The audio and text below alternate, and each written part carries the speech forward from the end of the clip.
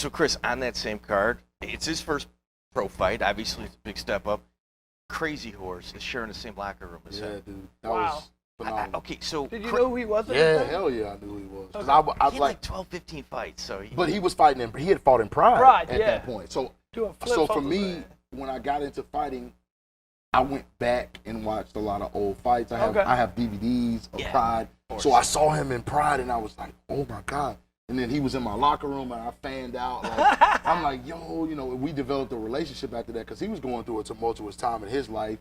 He was supposed to actually come to Birmingham. We tried to move him here to train with. Yeah, we were trying to move him here to He's train talented, with. man. He's so talented, man. Yeah. And I just, couldn't, he would listen to me.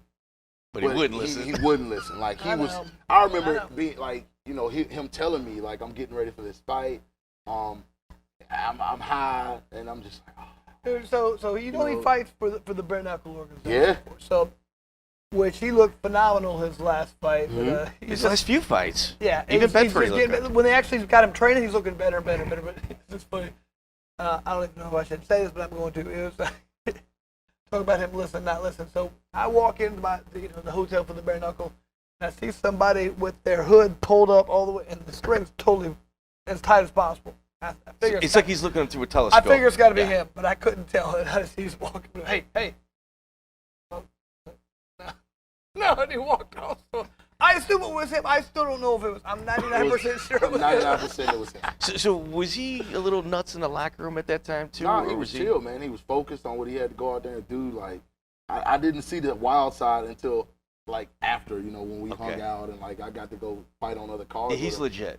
But he's he's so talented, man. That's not he an just act. never had an out. He poured his heart out to me. He's like, look, man, where I'm from, I'm the man. You know what I mean? So like nobody tells me no, and like he just never had people around him. Sometimes you got to respect someone. Like even Muhammad Ali had a trainer. Mm-hmm. But that's the thing. Like he needed. He that, listened to someone, and I think he respected me for being real with him. You know what I mean? I used to tell him the truth. Like, bro, you need to get the fuck out of there. Like, come to Birmingham. We'll get you centered. But it's also a product of his environment, and I don't want to leave the comforts. You know what I mean? Yeah. Like, so that's tough.